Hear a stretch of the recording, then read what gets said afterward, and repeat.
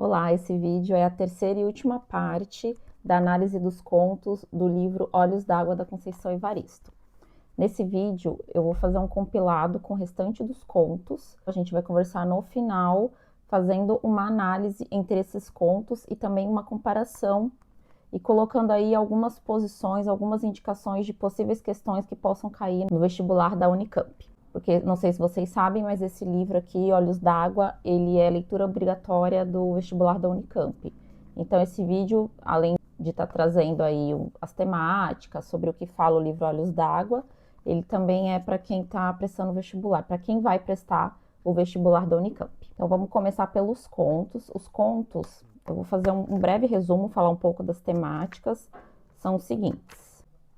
Luamanda, o Cooperticida, Zaita esqueceu de guardar os brinquedos, de lixão, Lumbiá, os amores de Quimbá, Eiardoca, a gente combinamos de não morrer, a Luia, a alegria do nosso povo.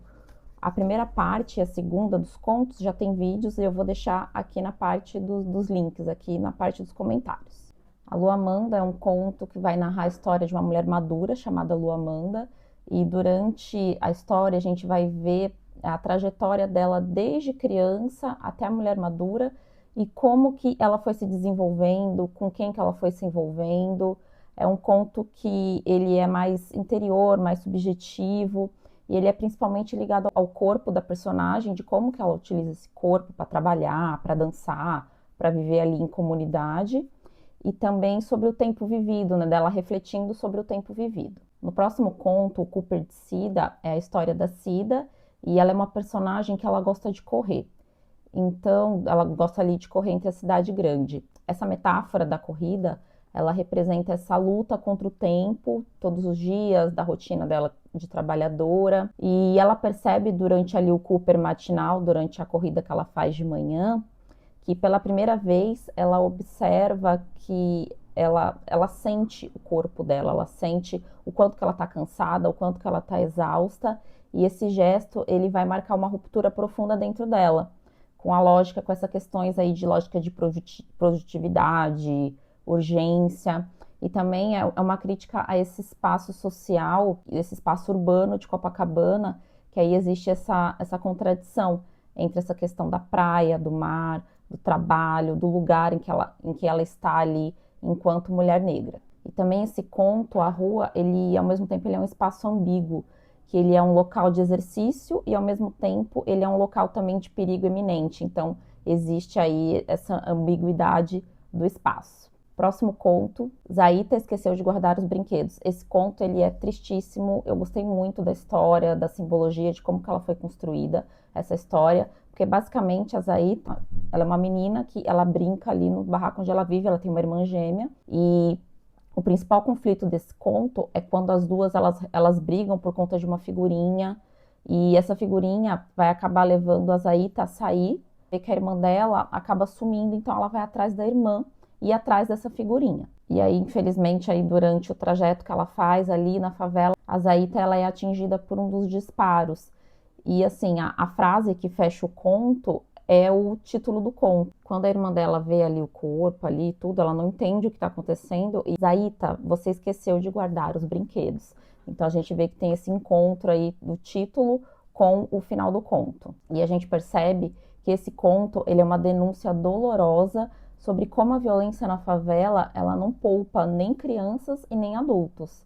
E essa morte de Zaita, ela é muito representativa porque ela é esse símbolo desse futuro que é ceifado mesmo antes de começar, porque ela era muito jovem quando essa tragédia aconteceu. No conto de Lixão, a gente tem a história do de Lixão, que aí a gente já vê já essa relação, né, entre o nome do personagem e o local que ele vive.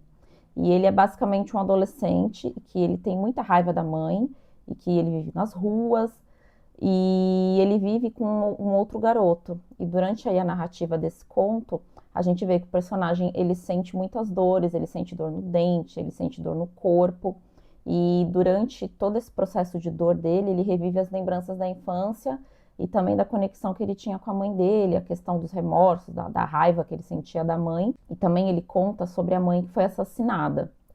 E a gente vê que é um retrato aí do abandono, e que ele também acaba não recebendo socorro, e o final é um final trágico por conta de toda essa doença, de todas essas enfermidades que o personagem tem. E o final é um final que o de lixão ele acaba morrendo sozinho, sendo recolhido aí pela polícia.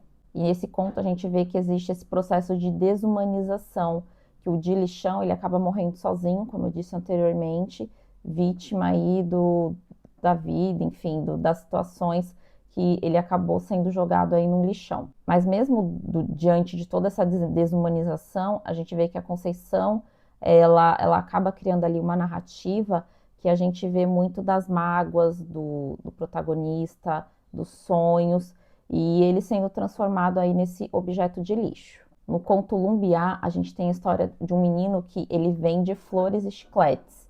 E a gente vai estar conhecendo um pouco da vida dele, das coisas que ele faz, de como que ele vende essas flores, de como ele acaba ali conversando com as pessoas para conseguir vender as flores dele. E o mais simbólico desse conto é quando ele vai encontrar, quando ele vê um presépio.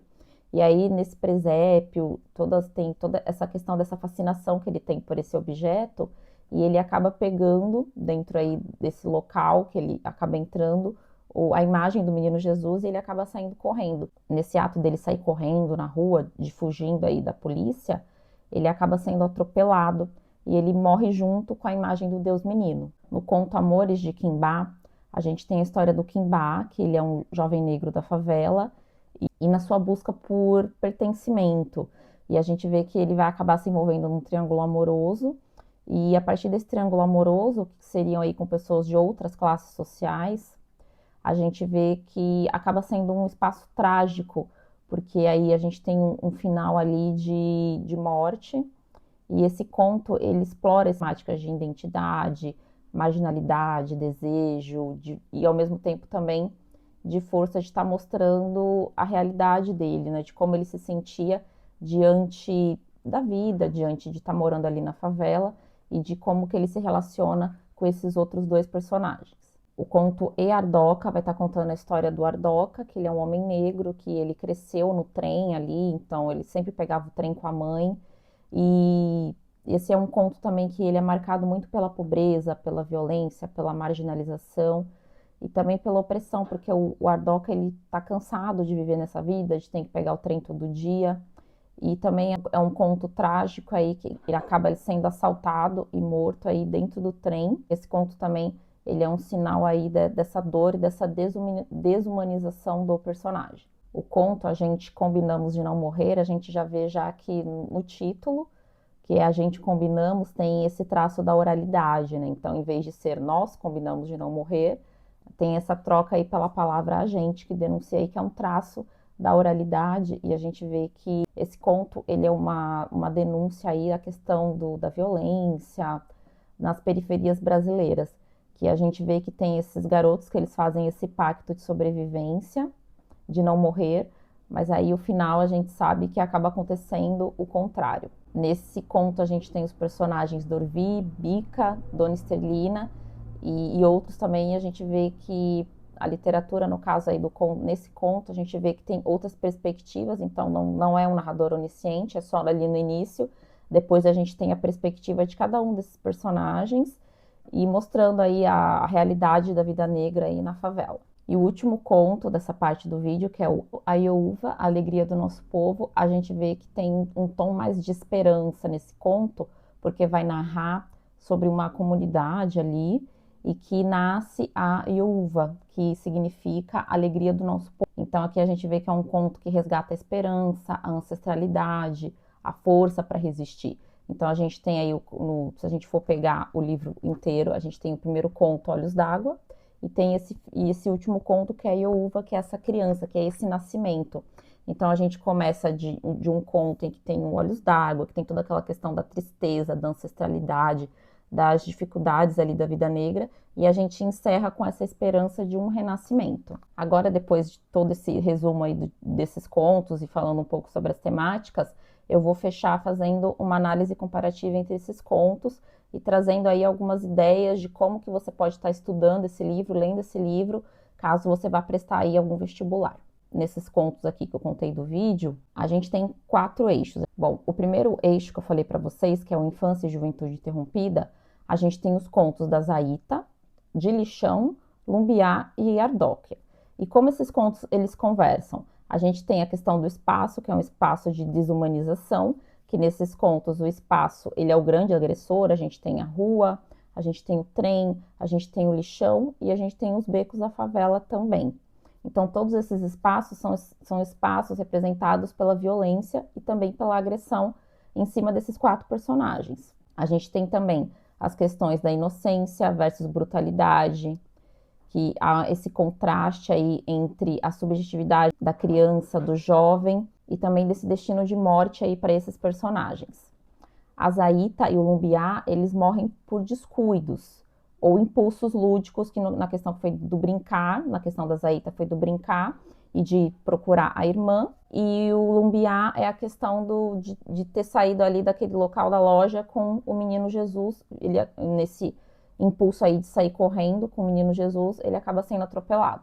E o de Lixão e o Ardoca, que são os outros contos, a gente vê que eles representam a invisibilidade, a morte de ambos ocorre em espaços públicos, na questão do de Lixão é ali na Marquise, do Lixão na rua, e o Ardoca é no trem. Então, essas são aí as temáticas desses principais eixos aí e das possíveis comparações que talvez ali no vestibular eles peçam vocês interpretarem. Depois a gente tem o eixo do corpo feminino, que é o corpo como resistência, que aí são os contos da Luana e da Cida, que elas tentam retomar posse dos seus corpos a partir aí das ações do que elas fazem. A Luamanda, ela usa o espaço subjetivo da memória e do corpo ali como uma forma de se preservar.